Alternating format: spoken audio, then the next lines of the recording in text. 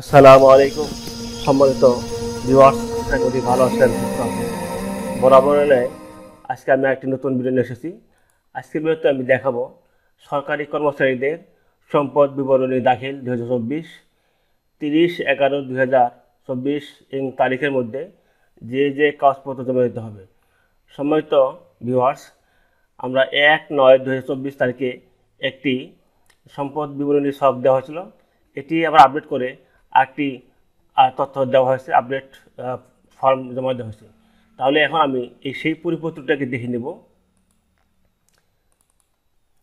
তাহলে এখানে এই সেই পরিপত্র, এটি জনপ্রশাসন মন্ত্রণালয় থেকে যে 22 সেপ্টেম্বর 2024 তারিখে দেওয়া হয়েছে। এর পূর্বেটি ছিল, এটি আপডেট করে এটি দেওয়া হয়েছে। যেমন হচ্ছে যে বিষয় সরকারি কর্মচারীদের সম্পদ বিবরণী দাখিল, এটি 22 তারিখে দেওয়া হয়েছে। সরকারি কর্মচারীদের সম্পদ বিবরণী দাখিল সরকারি কর্মচারীদের দুর্নীতি প্রতিরোধ এবং স্বচ্ছতা ও জবাবদিহিতা নিশ্চিতকরণের লক্ষ্যে গত 1/9/2024 তারিখে সকল সরকারি কর্মচারীকে সম্পদ বিবরণী দাখিল করতে নির্দেশ প্রদান করা হয়েছে। এই লক্ষ্যে গত 2/9/2024 তারিখে সরকারি কর্মচারীদের সম্পদ বিবরণী দাখিলের নিমিত্তে প্রণয়নকৃত ফরম্যাট একসাথে সংযুক্ত ক, খ ও গ মারফত সরকারের নিকট 30/6/2024 তারিখ পর্যন্ত অর্জিত সম্পদ বিবরণী নভেম্বর 2024 তারিখের মধ্যে দাখিলের জন্য নির্দেশনা প্রদান করা হলো। রয়েছে যে ক্যাডার প্রথম শ্রেণী নন ক্যাডার কর্মকর্তা নবম গ্রেড এবং তদুর্থ তার নিয়ন্ত্রণকারী কর্তৃপক্ষের নিকট মাধ্যমে প্রশাসনিক মন্ত্রণালয়ের সচিব এর নিকট তার সম্পদ বিবরণী নির্ধারিত সময়ে দাখিল করবেন। এরপর হচ্ছে দ্বিতীয় শ্রেণীর গেজেটেড নন গেজেটেড কর্মকর্তাগণ দশম গ্রেড নিজ নিজ নিয়োগকারী কর্তৃপক্ষের নিকট তার সম্পদ বিবরণী নির্ধারিত সময়ে দাখিল করবেন। এরপর রয়েছে যে মন্ত্রণালয় বিভাগ এবং এর অধীনস্থ সরকারি অফিস প্রতিষ্ঠানের গ্রেড 11 হতে গ্রেড 20 পর্যন্ত কর্মচারীগণ তাদের নিয়োগকারী কর্তৃপক্ষের নিকট তাদের সম্পদ বিবরণী নির্ধারিত সময়ে দাখিল করবেন। এখন যদি চলে আসি নিচের দিকে, এখানে বলা হচ্ছে যে সম্পদ বিবরণী ফর্ম পূরণের নির্দেশাবলী। সম্পদ বিবরণী ফর্ম হাতে বা কম্পিউটার কম্পোজ করে পূরণ করা যাবে। 2, ফর্মে প্রদত্ত স্থান সংকুলন না হলে ফর্মের কাঠামো ঠিক রেখে প্রয়োজনীয় সংখ্যক পৃষ্ঠা সংযোজন করা যাবে। 3, যৌথ মালিকানায় অর্জিত সম্পদ ও দায় এর ক্ষেত্রে অংশ মোতাবেক প্রাপ্য সম্পদের পরিমাণ ও মূল্য উল্লেখ করতে হবে। 4, সরকারি কর্মচারীর সন্তান সন্তানাদি সরকারি কর্মচারীর উপর নির্ভরশীল না হলে তাদের সম্পদ এই বিবরণীতে অন্তর্ভুক্ত হবে না। আমরা নির্দেশনাটি বুঝে গেছি। এখন দেখব এখানে ফর্মটি কী রয়েছে।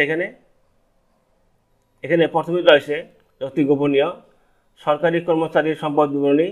এখানে 30/6/2024 তারিখের মধ্যে আপনি যে সম্পদ অর্জন করেছেন শুধু সেই তথ্য দিতে হবে। 30/6/2024 পরে যে সম্পদ অর্জিত হয়ে থাকে তার সেগুলো তথ্য এখানে দিতে হবে না।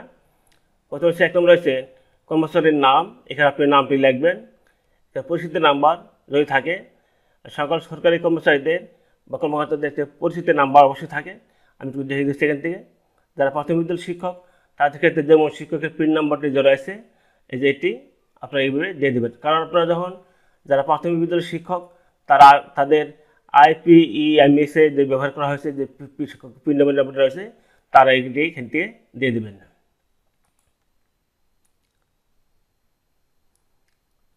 এরপরে রয়েছে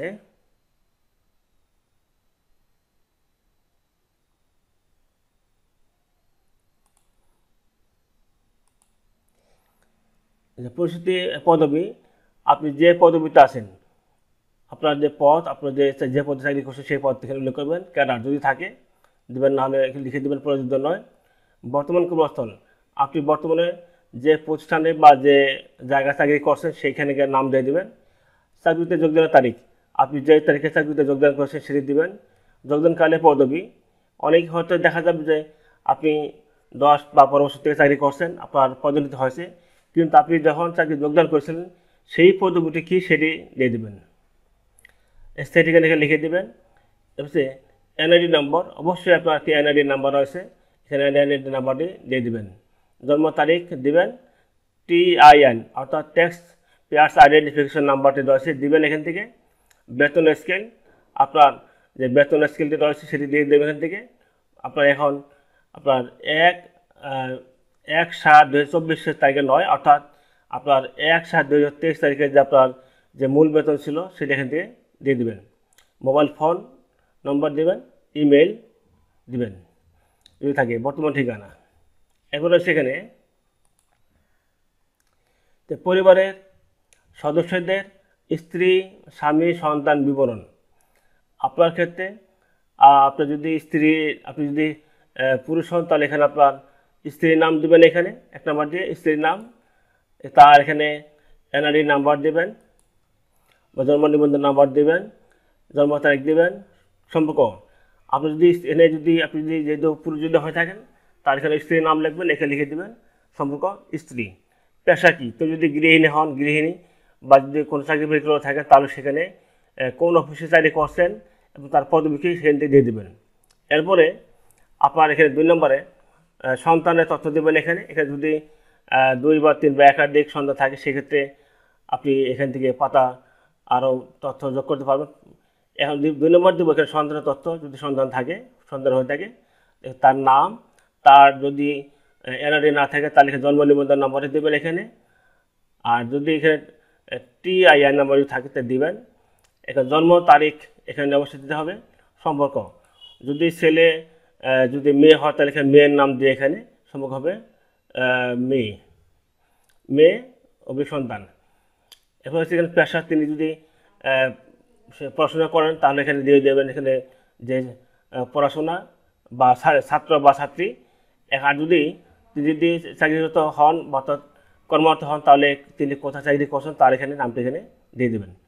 সেভাবে তেমনিভাবে যদি 2 বা 3 বা ততোধিক সন্তান থাকে তাহলে এখানে তার নাম উল্লেখ করে তার এনআইডি, জন্ম তারিখ, সম্পর্ক, পেশা, আর যদি চাকরি করেন তাহলে এখানে তিনি কোন প্রতিষ্ঠানে চাকরি করছেন সেখানে দিয়ে দেবেন। এখন রয়েছে অংশ সম্পদ, সরকারি কর্মচারী নিজ ও তার পরিবারের সদস্যের নামে দেশ ও বিদেশে অর্জিত সকল স্থাবর ও অস্থাবর সম্পদের তথ্য উল্লেখ করবেন। এখন হচ্ছে 1 নম্বরে স্থাবর সম্পদ, একটি ছক দেওয়া আছে এখানে।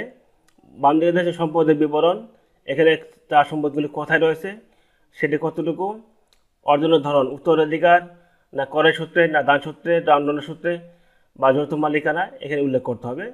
যার নাম অর্জিত নিজ, স্ত্রী, স্বামী, সন্তান। অর্জনের তারিখ ও অর্জন মূল্য, ক্রয় হলে ক্রয় অর্থের উৎস। এখানে সেখানে জমির মধ্যে 2টি ভাগ রয়েছে, এখানে আবার কৃষি অকৃষি। এখানে ধরুন এখানে আপনার যদি জমি থাকে সেটা এখানে আপনার যদি ধরুন আপনি কৃষি জমি আছে এখানে 5 শতক, সেটি আপনার কোথায় আছে, কোন উপজেলা, কোন থানা, মৌজা উল্লেখ করতে হবে। এখন পরিমাণ শতক, ধরুন 5 শতক, আপনি লিখে দেবেন 5 শতাংশ। আর অর্জনের ধরন, আপনি যদি উত্তরাধিকার সূত্রে পেয়ে থাকেন তাহলে এখানে লিখে দেবেন উত্তরাধিকার সূত্রে। এখন এখানে যদি ক্রয় সূত্র হয় তাহলে দেবেন ক্রয় বা দান। যার নাম অর্জিত নিজ, এখন যে জমিটি যদি আপনার নামে যদি হয় তাহলে এখানে দেবেন নিজ, আর যদি স্ত্রীর নামে হয় স্ত্রী, বা যদি সন্তানের নামে হয় তার সন্তান। অর্জনের তারিখ ও অর্জন মূল্য, আর আপনি যদি উত্তরাধিকার সূত্রে পেয়ে থাকেন তাহলে এখানে তো আপনার অর্জনের তারিখ সেটি আপনি কবে পেয়েছেন, অর্জনের মূল্য তো থাকবে না, সেটি অজানা হবে। ক্রয় হলে যদি আপনি ক্রয় করে থাকেন তাহলে এখানে আপনি টাকা কোথায় পেলেন এখানে উল্লেখ করতে হবে, মন্তব্য করে আপনি দিয়ে দিতে পারেন। যদি উত্তরাধিকার সূত্রে হয় এখানে আপনি লিখতে পারেন যেহেতু উত্তরাধিকার সূত্রে সেজন্য মূল্য অজানা দিতে পারেন। তেমনিভাবে এখানে কৃষি জমি এখানে দিবেন। ইমারত অর্থাৎ বড় বিল্ডিং যদি থাকে সেখানে কোথায় সেটি অবস্থান আছে, সেটি কতটুকু জমির মধ্যে, সেটা আপনি কীভাবে পেয়েছেন, উত্তরাধিকার না ক্রয়, দান না সেটি কীভাবে অর্জন করছে সেটি দিতে হবে। আর যার নামে অর্জিত সেইটি বিল্ডিংটি সেটি কার নামে আছে, আপনার নাম হলে নিজ, স্ত্রীর নাম হলে স্ত্রী, ছেলে হলে ছেলে বা মেয়ে দিতে হবে। অর্জনের তারিখ সেটি আপনি কবে করেছেন, আর দাম মূল্য কত হবে। আর ক্রয় যদি কিনে থাকেন ওই বিল্ডিংটি তাহলে বা ইমারতটি, তাহলে আপনি সেটি টাকা কোথায় পেয়েছেন সেটি উল্লেখ করতে হবে। তেমনিভাবে বসতবাড়ি অবশ্যই আপনার থাকবে, বসতবাড়ি ছাড়া কোনো লোক নেই, বসতবাড়ি অবশ্যই রয়েছে। তেমনিভাবে বসতবাড়ির ক্ষেত্রে আর সেটি কোথায়, আপনার এখানে কত জমির মধ্যে, অর্জনের ধরনটা দিবেন এখান থেকে, যার নামে অর্জিত, নিজ, স্ত্রী বা ছেলে বা মেয়ে যাই হোক না কেন দিবেন, সেটি অর্জনের তারিখ কবে করেছেন সেটি, আর ক্রয় করা হলে সেটি আপনি কবে কিনেছেন, টাকা কোথায় পেয়েছেন এখানে উল্লেখ করতে হবে। তেমনিভাবে আপনার যদি ফ্ল্যাট থাকে ফ্ল্যাটের উল্লেখ করতে হবে। তেমনিভাবে কারো কারো আবার খামার বা বাগান বাড়ি থাকতে পারে সেই দিকে উল্লেখ করতে হবে। ব্যবসা প্রতিষ্ঠান ঠিক একই সিস্টেমে করতে হবে এখানে। এগুলি ছাড়া অর্থাৎ আপনার জমি, ইমারত, বসতবাড়ি, ফ্ল্যাট, খামার, বাগান বাড়ি, ব্যবসা প্রতিষ্ঠান ছাড়া যদি আরও কিছু থাকে তাহলে এখানে উল্লেখ করতে হবে এখানে। এরপর আসে অস্থাবর সম্পদ, যে অলঙ্কার আদি, তো সেখানে যার নাম অলঙ্কার যদি আপনার নাম হয় তাহলে আপনি দেবেন এখানে নিজ সম্পদের প্রমাণ, সেইখানে কতটুকু আছে সেটা আপনি কীভাবে অলঙ্কার পেয়েছেন, আর যদি কিনে থাকেন সেটি মূল্য কত সেটি, আর সেটি অর্থের উৎস আপনি কীভাবে সেটি পেয়েছেন, কোথায় পেলেন অর্থ, এখানে মন্তব্য দিতে পারেন। কারো ক্ষেত্রে স্টক, শেয়ার, ডিবেঞ্চার, বন্ড সেগুলো থাকতে পারে, তাদের ক্ষেত্রে একই এখানে দিয়ে দেবেন। কারো ক্ষেত্রে সঞ্চয়পত্র কেনা থাকে, প্রাইজ বন্ড বা সঞ্চয় স্কিম কেনা থাকে, তাদের ক্ষেত্রে দিতে হবে। বিমা থাকলে দিবেন এখান থেকে। নগদ ব্যাংকে ঘোষিত অর্থ, ঋণ প্রদানকৃত অর্থ, যদি হাতে নগদ টাকা থাকে উল্লেখ করতে হবে, ব্যাংকে যদি ঘোষিত টাকা থাকে এখানে উল্লেখ করতে হবে। কারো ক্ষেত্রে এফডিআর বা ফিক্সড ডিপোজিট থাকে, ডিফেন্স থাকে, সেখানে সেটি কার নাম আছে, সেটি কত টাকার ডিফেন্স রয়েছে এখানে সেটি উল্লেখ করতে হবে এইভাবে একই নিয়মে। এবার জিপিএফ অবশ্যই একজন সরকারি কর্মচারীর বা কর্মকর্তার জিপিএফ ফান্ড অবশ্যই থাকে, সেটি এখানে উল্লেখ করতে হবে। মোটরযান যদি আপনার যদি ব্যক্তিগত হয় তাহলে এখানে উল্লেখ করতে হবে, আর যদি আপনি ভাড়া দিয়ে থাকেন বা ব্যবসা করেন সেটি দিয়ে সেটি উল্লেখ করতে হবে। ইলেকট্রনিক্স জিনিসপত্র, আসবাবপত্র, সেটি অবশ্যই ইলেকট্রনিক্স আসবাবপত্র অবশ্যই কিছু অবশ্যই থাকে, সেক্ষেত্রে এখানে আপনার কার নামে আছে, সেটা কতটুকু আছে, সেক্ষেত্রে কীভাবে পেয়েছেন ইলেকট্রনিক্স, তার মূল্য কত, অর্থের উৎস যদি সেটি কীভাবে পেয়েছেন উল্লেখ করতে হবে। এরপর হচ্ছে আগ্নেয়াস্ত্র, কারো ক্ষেত্রে আপনার লাইসেন্স করা কোনো অস্ত্র থাকে সেটি উল্লেখ করতে হবে। এগুলি ছাড়াও যদি আর কিছু থাকে তাহলে আপনি এখানে দিতে হবে অন্যান্য মধ্যে। এর হচ্ছে সরকারি কর্মচারী নিজ ও পরিবারের সদস্যদের নামে সকল দায়ে তথ্য উল্লেখ করবেন। যে যার নামে ঋণ গৃহীত, আপনি যদি ব্যাংক থেকে কোনো লোন নিয়ে থাকেন সেটা আপনার নামে হোক, আপনার স্ত্রীর নামে হোক, স্বামীর আপনার সন্তানের নামে হোক না কেন, সেটা আপনি নাম দিবেন। আপনার যদি নিজের নাম হয় আপনার নাম বা শুধু লিখলে নিজ, আপনি যেহেতু আপনার এখানে তথ্য থাকবে এখানে, সেক্ষেত্রে আপনি শুধুমাত্র দিবেন এখানে নিজ। আর যদি আপনি স্ত্রী সন্তানের জন্য ক্ষেত্রে হয় তার সেক্ষেত্রে আপনার নাম দিবেন, নাম। ঋণদাতা ব্যক্তি কোন প্রতিষ্ঠান আপনাকে ঋণ দিয়েছে বা কোন ব্যাংক দিয়েছে সেই ব্যাংকের বা প্রতিষ্ঠানের নাম উল্লেখ করতে হবে। ঋণের ধরন, আপনি ঋণ কেন নিয়েছিলেন, সেই গৃহ নির্মাণ, কম্পিউটার, মোটরযান, অন্যান্য আপনি এখানে উল্লেখ করবেন। ঋণ গ্রহণের তারিখ, আপনি কত টাকা আপনি যে ঋণ নিয়েছেন বা লোন নিয়েছেন সেটি কোন তারিখে নিয়েছেন সেটি অবশ্যই একটি ডকুমেন্ট রয়েছে, সেটা আপনি এখানে উল্লেখ করতে হবে। আর ঋণের পরিমাণ, আপনি কত টাকা ঋণ নিয়েছিলেন সেটি উল্লেখ করতে হবে, ধরুন 5 লক্ষ টাকা। অপরিশোধিত ঋণের পরিমাণ, এখন পরিশোধ করার পর আপনার কাছে আর কত টাকা পাবে সেটি উল্লেখ করতে হবে এখানে। এর হচ্ছে উল্লেখিত সম্পদ বিবরণী আমার জ্ঞান ও বিশ্বাসের মতো সত্য, এরপরে স্বাক্ষর দেবেন, তারিখ দেবেন, নাম পদবি দিবেন। এখন আমি দেখাই দেবো যে এই যে তথ্যটি রয়েছে, ফর্মটি রয়েছে, এটা কীভাবে আপনি ডাউনলোড করবেন, তথ্য দেখে নেবেন। আমি একটি ব্রাউজার ওপেন করছি, এখান থেকে আমি লিখব জনপ্রশাসন মন্ত্রণালয়, অথবা আপনি যদি লিখে দেন যে MOPA, তা হয়ে যাবে MOPA, লিখে সার্চ দেবেন, চলে আসবে। সার্চ করার পর এটা হচ্ছে জনপ্রশাসন মন্ত্রণালয়ের ওয়েবসাইট। এখানে আসার পর এখানে দেখুন লেখা আছে সরকারি কর্মচারীদের সম্পদ, এখানে ক্লিক করবেন। ক্লিক করার পর দেখুন সরকারি কর্মচারীদের সম্পদ বিবরণী দাখিল, এখানে একটি PDF ফাইল চলে এসেছে। এখন এটা আমি এখান থেকে ডাউনলোড করে নেব। ডাউনলোড করছি এখান থেকে, আমি দেবো এখান থেকে, আমি একটা দিয়ে নাম করেছি এখান থেকে সম্পদ, আমি এখানে সেভ করছি। ডিলিট আবার, এখন আমি চলে যাচ্ছে আমার ডাউনলোড অপশনে এই সম্পদ। আপনি চাইলে এভাবে এখান থেকে একটি ফর্মটি ডাউনলোড করে তথ্যগুলো বা নোটিশটি বা এখানে যে নির্দেশনা দেওয়া আছে আপনি এখান থেকে দেখে নিতে পারেন।